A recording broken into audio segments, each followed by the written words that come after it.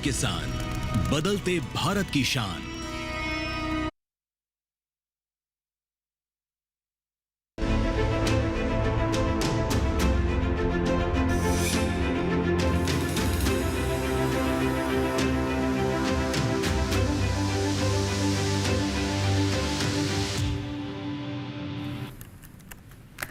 नमस्कार, आप देख रहे हैं दूरदर्शन किसान। मौसम खबर में आप सभी का स्वागत है। मैं हूं आपके साथ ज्योत्सना। मौसम खबर में जानेंगे कहां होगी बरसात, कहां रहेगा मौसम साफ, कैसी रहेगी तापमान की स्थिति, साथ ही किसानों के लिए देंगे कृषि सलाह भी। लेकिन आइए शुरुआत करते हैं आज की 5 बड़ी खबरों के साथ, जिसमें हम आपको बताने वाले हैं। सबसे पहले जो है वो हम आपको जानकारी देने वाले हैं छत्तीसगढ़ के बारे में। तो यहाँ पर अगले 24 घंटों के दौरान कई इलाकों में भारी बरसात का ऑरेंज अलर्ट जारी किया गया है। अब बारी आती है विदर्भ की, तो यहाँ पर भी भारी बरसात का ऑरेंज अलर्ट है। इसके साथ ही बढ़ते हैं आगे, नजर डालते हैं मध्य महाराष्ट्र पर। तो यहाँ पर कई इलाकों में भारी बरसात की संभावना बनी हुई है। अब आइए बात कर लेते हैं ओडिशा की। तो यहाँ पर भी भारी बरसात की आशंका जताई जा रही है। और अब यहाँ पर हम अंत में जायजा लेते हैं सिक्किम का। तो यहाँ पर 30 से 40 किलोमीटर प्रति घंटे की रफ्तार से चल सकती हैं तेज हवाएं। ये तो थी आज की 5 बड़ी खबरें। इसके साथ ही आइए हम रुक कर लेते हैं हमारी एआई एंकर भूमिका और उनसे मौसम अलर्ट यानी कि मौसम विभाग द्वारा कहां कहां के लिए दी गई है चेतावनी, उसकी जानकारी लेते हैं।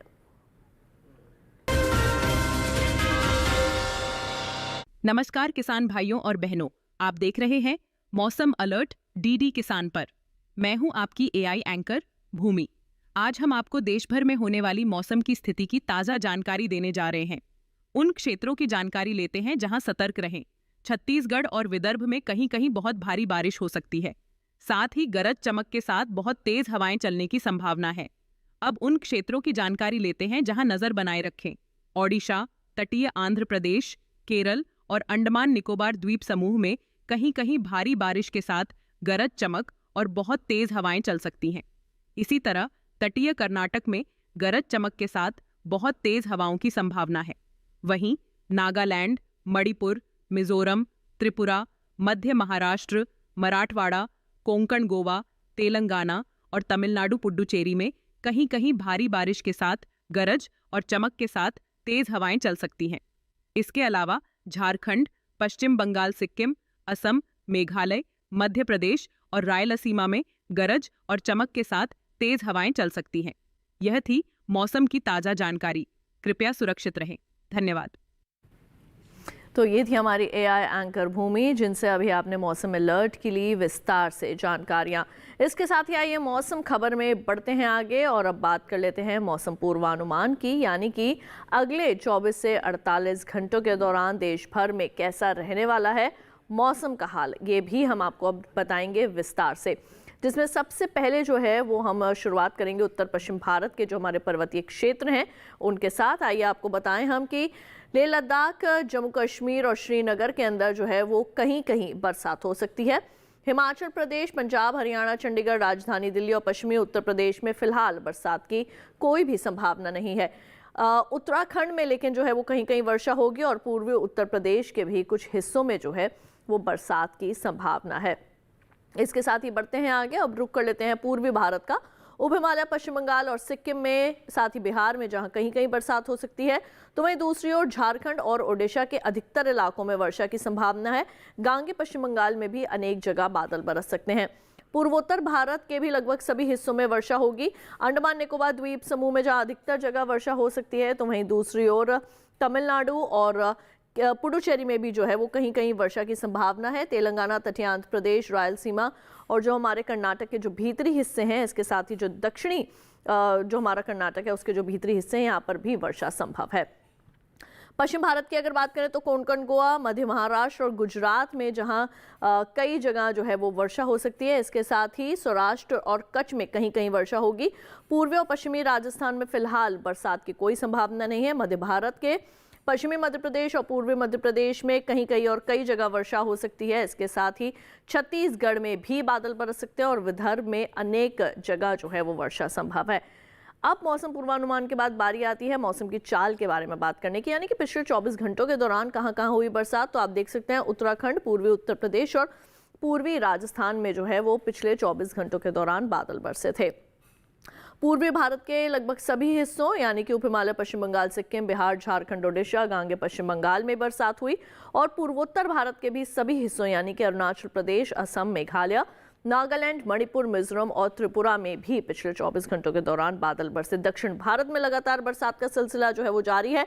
अंडमान निकोबार द्वीप समूह में पिछले 24 घंटों के दौरान बरसात हुई। तेलंगाना, रायलसीमा, तटीय आंध्र प्रदेश, तमिलनाडु, पुडुचेरी, केरल, कर्नाटक के भीतरी हिस्से और तटीय इलाकों में भी पिछले 24 घंटों के दौरान बादल बरसे थे।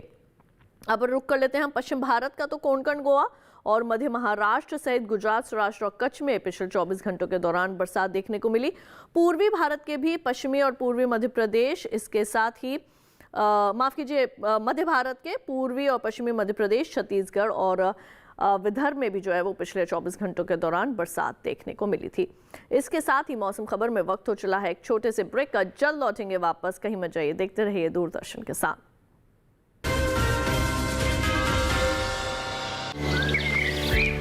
पता है, कल जो है मेरे घर पर एनएसओ के अधिकारी आए थे। मैंने तो उन्हें सारी सही जानकारी दे दी। हाँ, मेरे घर पे भी आए थे। अच्छा, तो मैंने भी उनको सारी जानकारी दी। ये एनएसओ क्या है और क्या जानकारी दी आप लोगों ने उन्हें? अरे एनएसओ यानी नेशनल स्टैटिस्टिक्स ऑफिस, जो इस समय पूरे देश में हाउस होल्ड हेल्थ एक्सपेंडिचर सर्वे कर रहा है, जिसके अंतर्गत पूछा जा रहा है कि पिछले 1 साल में किस तरीके की बीमारियां हुई हैं, कितना खर्चा आया है और बीमा का फायदा हुआ या नहीं। और अगर किसी घर में महिला माँ बनी है, कोई टीकाकरण की गई जाँचें और डिलीवरी किसके द्वारा हुई, कहाँ हुई, और सबसे जरूरी बात, माँ और बच्चा सुरक्षित है या नहीं। और ऐसी स्वास्थ्य संबंधी जानकारियां इकट्ठी की जाती हैं और हमसे साझा की गई जानकारी के द्वारा सरकार ये तय करती है कि आने वाले समय में स्वास्थ्य संबंधी नीतियां कैसी हों, सुविधाएं बेहतर कैसे बने। और सबसे महत्वपूर्ण बात, ये सारी जानकारी 100% गोपनीय रखी जाती है।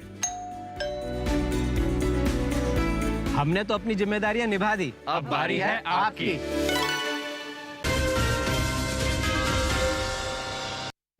ब्रेक के बाद एक बार फिर आप सभी का स्वागत है दूरदर्शन किसान के मौसम खबर में। मौसम खबर में अब आइए बढ़ते हैं आगे और अब बात कर लेते हैं तापमान के हाल की, यानी कि पिछले 24 घंटों के दौरान देश भर में अधिकतम और न्यूनतम तापमान की स्थिति किस प्रकार की रही, कहां पर बढ़ा है अधिकतम तापमान या घटा है अधिकतम तापमान और कैसा रहा न्यूनतम तापमान। सबसे पहले हम बात करेंगे अधिकतम तापमान की स्थिति के बारे में। यहाँ आपको बता दें, लेह लद्दाख, जम्मू कश्मीर, श्रीनगर के अंदर जो है वो अधिकतम तापमान सामान्य की तुलना में 5.1 डिग्री सेल्सियस ज़्यादा दर्ज किया गया है। अब बारी आती है हिमाचल प्रदेश, पश्चिमी और पूर्वी उत्तर प्रदेश की, तो यहाँ पर भी अधिकतम तापमान में 3.1 से लेकर 5 डिग्री सेल्सियस तक का इजाफा हुआ है। अभी इसी श्रेणी में बढ़ते हैं आगे और अब हम यहाँ पर रुक कर लेते हैं हमारे अगले शहर का। तो यहाँ पर आइए बात करते हैं छत्तीसगढ़ की, तो यहाँ पर अधिकतम तापमान सामान्य की तुलना में 5.1 डिग्री सेल्सियस ज़्यादा दर्ज किया गया। ठीक ओडिशा में भी जो है वो इसी प्रकार का अधिकतम तापमान रिकॉर्ड किया गया है। अब बात कर लेते हैं अरुणाचल प्रदेश, असम और मेघालय की, तो यहाँ पर अधिकतम तापमान सामान्य की तुलना में 5.1 डिग्री सेल्सियस ज़्यादा दर्ज किया गया है। उप हिमालय, पश्चिम बंगाल और सिक्किम में भी इसी तरीके का अधिकतम तापमान जो है वो रिकॉर्ड किया गया। दक्षिण भारत का जायजा लेते हैं तो यहाँ पर तमिलनाडु और पुडुचेरी में जो अधिकतम तापमान है वो सामान्य की तुलना में 3.1 से लेकर 5 डिग्री सेल्सियस अधिक मापा गया है। यह हम आपको जानकारी दे रहे हैं अधिकतम तापमान की स्थिति के बारे में। तो वहीं पश्चिमी राजस्थान के श्रीगंगानगर में सबसे ज्यादा अधिकतम तापमान 39.4 डिग्री सेल्सियस रिकॉर्ड किया गया। अधिकतम तापमान के बाद अब बारी आती है कि हम आपको जानकारी दें न्यूनतम तापमान की स्थिति कैसी रही। तो न्यूनतम तापमान में हम आपको बता दें कि गिलगित, लेह लद्दाख, जम्मू कश्मीर, श्रीनगर, हिमाचल प्रदेश में जो है वो न्यूनतम तापमान सामान्य की तुलना में 5.1 डिग्री सेल्सियस ज्यादा रिकॉर्ड किया गया। पश्चिमी उत्तर प्रदेश और पूर्वी उत्तर प्रदेश में भी इसी तरीके की न्यूनतम तापमान की स्थिति जो है वो दर्ज की गई है। हरियाणा, दिल्ली और उत्तराखंड की अगर बात करें तो यहाँ पर भी जो है वो न्यूनतम तापमान 3.1 से लेके 5 डिग्री सेल्सियस तक ज़्यादा रिकॉर्ड किया गया है। अब आइए बढ़ते हैं आगे और अब हम यहाँ पर जो है वो आपको जानकारी देते हैं बिहार के बारे में, साथ ही उप हिमालय, पश्चिम बंगाल, सिक्किम के बारे में। तो यहाँ पर भी जो है वो न्यूनतम तापमान में बढ़ोतरी हुई है। असम और मेघालय में भी न्यूनतम तापमान 5.1 डिग्री सेल्सियस ज़्यादा रिकॉर्ड किया गया है। दक्षिण भारत की अगर बात करें तो अंडमान निकोबार द्वीप समूह में भी जो है वो न्यूनतम तापमान 3.1 से लेकर 5 डिग्री सेल्सियस तक ज़्यादा रिकॉर्ड किया गया। ये हम आपको जानकारी दे रहे हैं कि कैसा रहा पिछले 24 घंटों के दौरान न्यूनतम तापमान। पूर्वी और पश्चिमी राजस्थान सहित गुजरात में जो है वो न्यूनतम तापमान 3.1 से लेकर 5 डिग्री सेल्सियस तक ज़्यादा दर्ज किया गया है। अब आइए बढ़ते हैं आगे और अब हम यहाँ पर जो है वो बात कर लेते हैं पूर्वी और पश्चिमी मध्य प्रदेश की। यहाँ पर न्यूनतम तापमान कैसा रहा, तो आपको बता दें यहाँ पर न्यूनतम तापमान जो है वो 5.1 डिग्री सेल्सियस ज़्यादा रिकॉर्ड किया गया है। और इसके साथ ही हम आपको बता दें कि मध्य महाराष्ट्र के जेऊर में जो है वो न्यूनतम तापमान 18 डिग्री सेल्सियस दर्ज किया गया। अब आइए बढ़ते हैं आगे और अब हम यहाँ पर जो है वो रुख कर लेते हैं देश के शेष हिस्सों के अधिकतम और न्यूनतम तापमान की स्थिति का जायजा लेने का।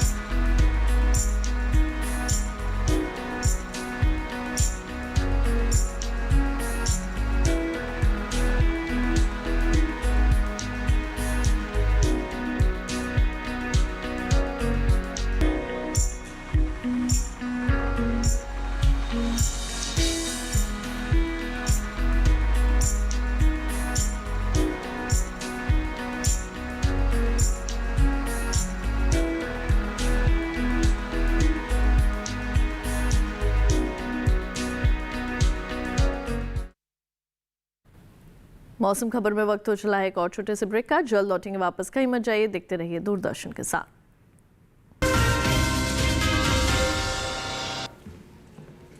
फॉरेक्स ट्रेडिंग अभी एक ट्रेड में सिक्सर। प्रसिद्ध पहले सेफ्टी वरना क्लीन बोल्ड। अनऑथराइज्ड प्लेटफॉर्म पे फॉरेक्स ट्रेडिंग यानी नुकसान, धोखाधड़ी और कानूनी कार्रवाई का डर। मतलब नुकसान की हैट्रिक। इसीलिए आरबीआई वेबसाइट पर जाएं, ऑथराइज्ड लिस्ट जांचें। आरबीआई कहता है जानकार बनिए, सतर्क रहिए। किस फसल की क्या है चाल, किस मंडी का क्या है हाल, उतरते चढ़ते भाव का असर, आयात निर्यात का क्या है असर, कैसा रहेगा आगे बाजार, बताएंगे मंडियों के जानकार। देखिए मंडी खबर सोमवार से शनिवार शाम 5 बजे सिर्फ दूरदर्शन किसान चैनल पर।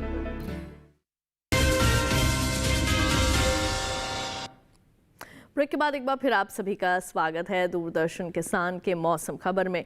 मौसम खबर में अब आइए बढ़ते हैं आगे, एक बार फिर से रुक कर लेते हैं हमारी एआई एंकर भूमिका और उनसे जानते हैं देश के अलग अलग शहरों की वायु गुणवत्ता का हाल।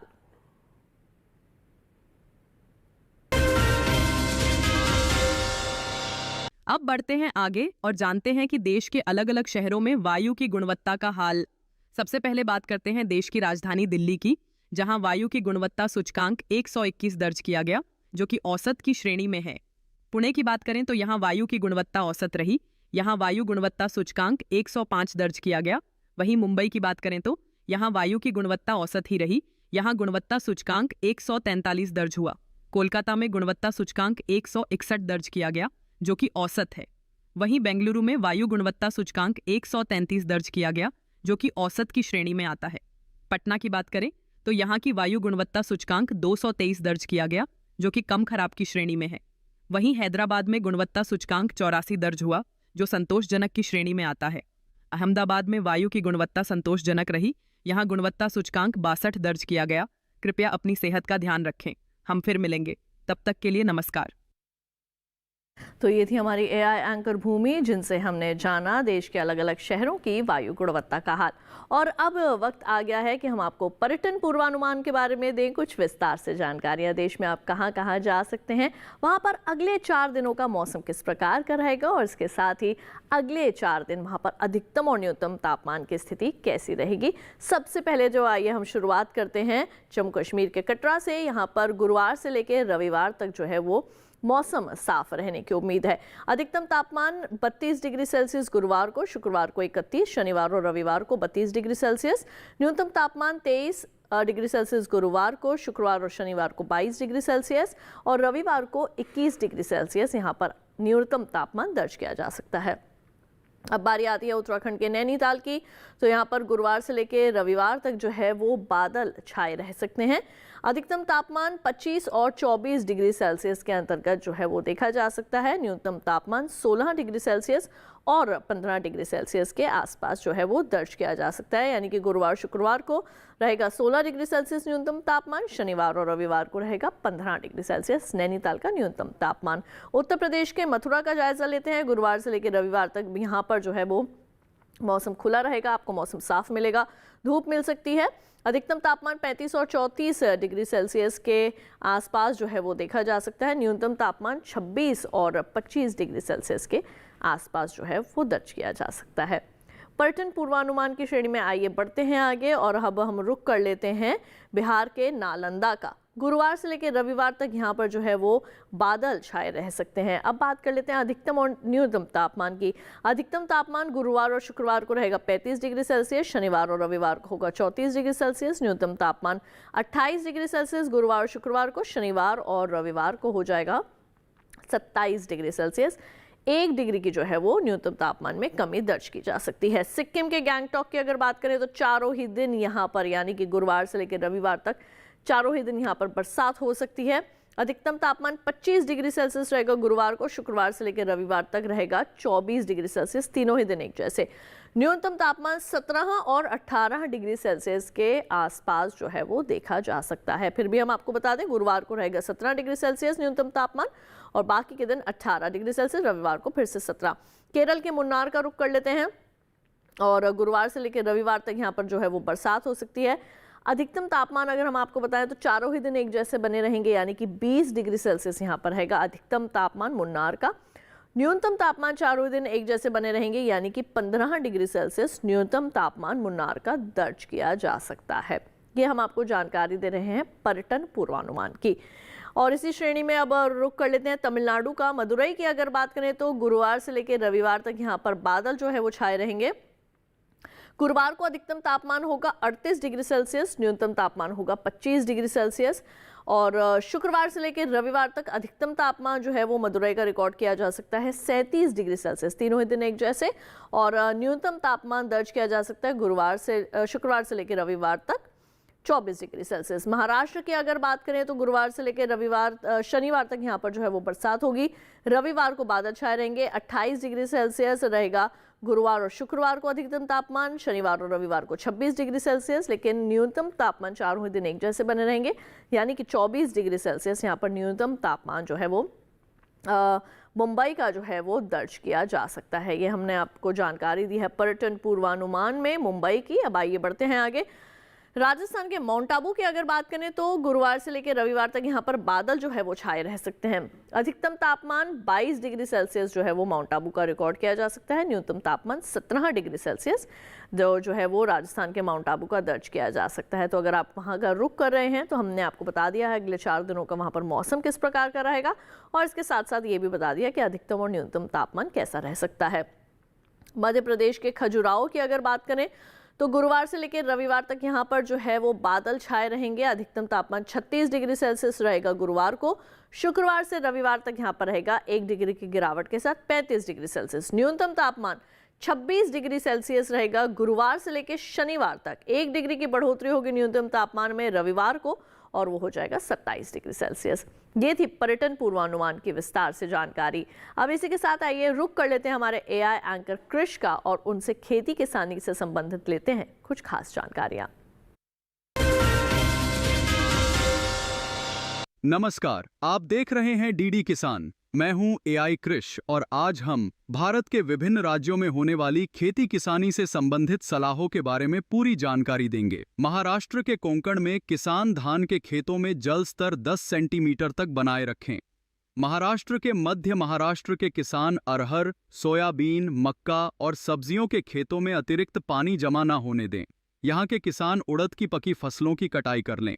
साथ ही मध्य महाराष्ट्र के किसान धान के खेतों में जल स्तर 5 से 10 सेंटीमीटर तक बनाए रखें। वहीं महाराष्ट्र के मराठवाड़ा के किसान सोयाबीन, कपास, और अरहर के खेतों में उचित जल निकासी की व्यवस्था कर लें।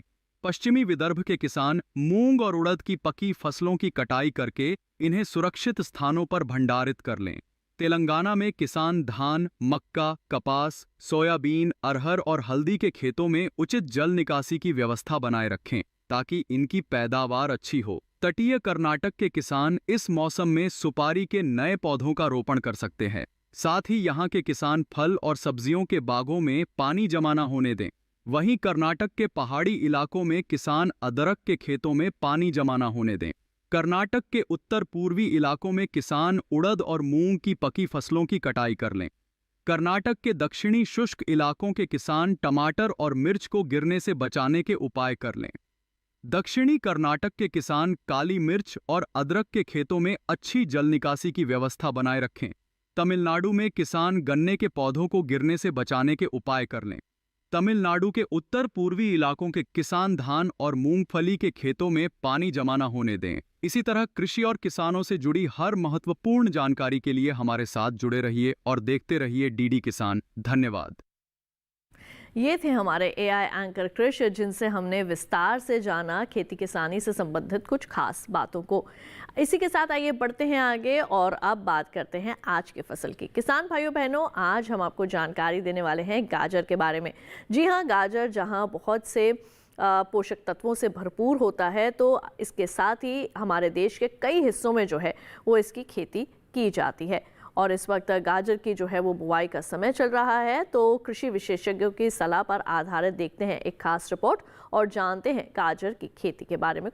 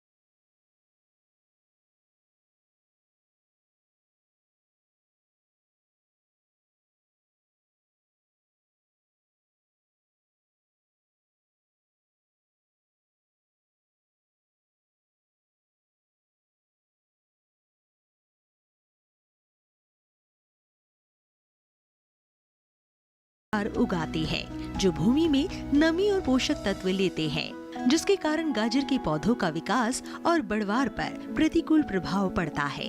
इन्हें खेत से निकालना बहुत आवश्यक हो जाता है। निराई करते समय पंक्तियों से अनावश्यक पौधे निकालकर मध्य की दूरी अधिक कर देनी चाहिए। साथ ही बढ़ी हुई जड़ों में हल्की निराई गुड़ाई करते रहना चाहिए। गाजर की फसल पर मुख्य रूप से छोटे छोटे कीड़े मकोड़ों का प्रकोप होता है। इसकी रोकथाम के लिए नीम का काढ़ा पंप की मदद से 10 से 15 दिन के अंतराल पर छिड़काव करें। गाजर की फसलों में आर्द्र गलन रोग के कारण बीज के अंकुरित होते ही पौधे संक्रमित हो जाते हैं, जिससे तने का निचला भाग जो भूमि की सतह से लगा रहता है सड़ जाता है। फलस्वरूप पौधे वहीं से टूटकर गिर आते हैं। इस रोग की रोकथाम के लिए विशेषज्ञों की सलाह पर बीजोपचार कर ले। गाजर की जड़ों की खुदाई तभी करें जब वे पूरी तरह विकसित हो जाए। खेत में खुदाई के समय पर्याप्त नमी रखें। साथ ही फसलों को सुखाकर उचित स्थान पर भंडारित करें।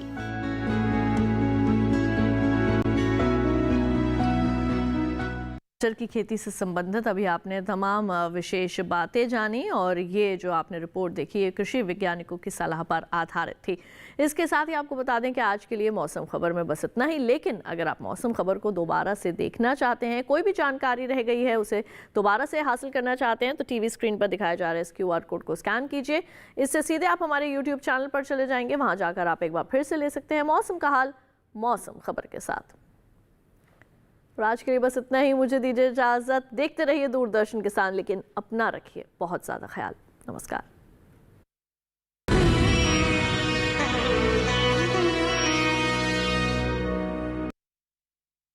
नमस्कार किसान भाइयों और बहनों, आप देख रहे हैं मंडी खबर। मैं हूं आपकी AI एंकर भूमि। आज हम आपके लिए लाए हैं देश भर की मंडियों से ताजा तरीन भाव। सबसे पहले जानते हैं भिंडी के भाव। हरियाणा की गुरुग्राम मंडी में भिंडी का कारोबार 2,000 रुपए प्रति क्विंटल पर हुआ। राजस्थान की जयपुर मंडी में भिंडी की खरीद 1,850 रुपए प्रति क्विंटल पर हुई। उत्तर प्रदेश की अलीगढ़ मंडी में भिंडी का भाव 1,700 रुपए प्रति क्विंटल रहा। अब बात करते हैं गेहूं के भाव की। मध्य प्रदेश की इंदौर मंडी में गेहूं का कारोबार 2,823 रुपए प्रति क्विंटल पर हुआ। गुजरात की जंबूसर मंडी में गेहूं का भाव 3,000 रुपए प्रति क्विंटल रहा। उत्तर प्रदेश की मेहरौनी मंडी में गेहूं के सौदे 2,500 रुपए प्रति क्विंटल पर हुए। आइए जानते हैं चना के भाव। उत्तर प्रदेश की अलीगढ़ मंडी में चने के सौदे 6,750 रुपए प्रति क्विंटल पर हुए। गुजरात की पोरबंदर मंडी में चने की खरीद 4,500 रुपए प्रति क्विंटल पर हुई। मध्य प्रदेश की खातेगांव मंडी में चने का भाव 5,252 रुपए प्रति क्विंटल रहा। सभी भाव आवक और गुणवत्ता के अनुसार हैं। तो ये था आज का मंडी भाव। आप देखते रहिए डीडी किसान। धन्यवाद। मन की बात है जन जन की, संघर्षों के कुछ किस्से, कहानी कुछ सफलताओं की, अनकही विरासत की, उम्मीदें नए भारत की। महीने के आखिरी रविवार का रहता है इंतजार। मलयाचल के आंचल से विंध्याचल के आंगन तक, ब्रह्मपुत्र के घाट से हिमालय के विस्तार तक होती है मन की बात प्रधानमंत्री के साथ। तो सुनिए इस महीने 28 सितंबर सुबह 11 बजे मन की बात आकाशवाणी और दूरदर्शन के सभी चैनलों पर और प्रसार भारती के OTT प्लेटफॉर्म वेव्स पर सजीव प्रसारण लाइव स्ट्रीमिंग के माध्यम से। इसके अतिरिक्त आकाशवाणी और दूरदर्शन के YouTube चैनल और प्रसार भारती के ऐप न्यूज ऑन एयर पर सजीव प्रसारण लाइव स्ट्रीमिंग के माध्यम से। तो याद रखें, रविवार 28 सितंबर सुबह 11 बजे मन की बात।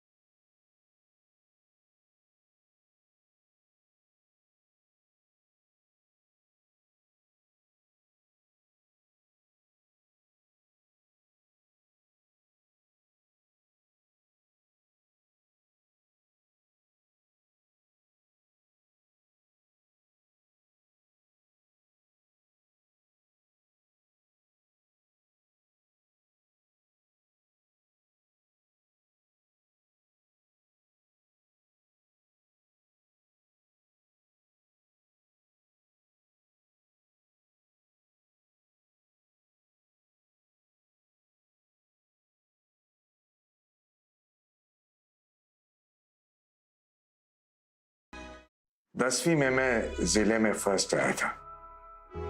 घर में सब खुश थे सिवाय मेरे पिताजी।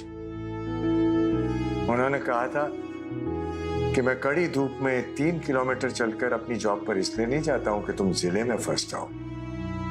जिस दिन तुम स्टेट में फर्स्ट आओगे तब मेरी झेली हुई हर धूप का मुझे बदला मिल जाएगा। बात कंपटीशन की नहीं थी, बात श्रेष्ठ होने की थी। और हमें श्रेष्ठ बनाती हैं किताबें। जी सर। आज से ये किताबें, रिसर्च पेपर्स, थीसिस सब तुम्हारे। Be the best. Thank you sir.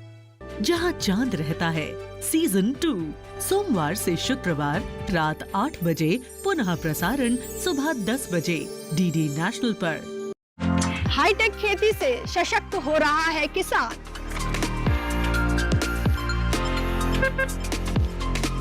Technology का हो कृषि में विस्तार, इसके लिए IIT कानपुर दे रहा है एग्री स्टार्टअप्स का पूरा साथ।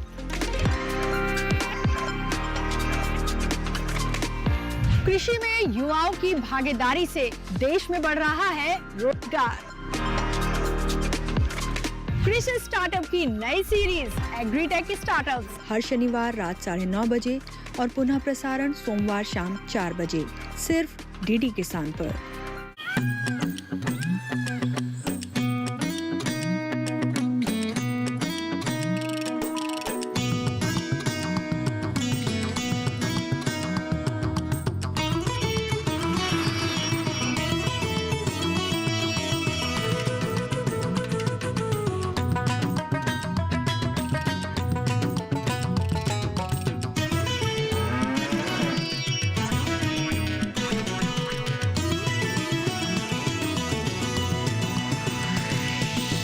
डीडी किसान, बदलते भारत की शान।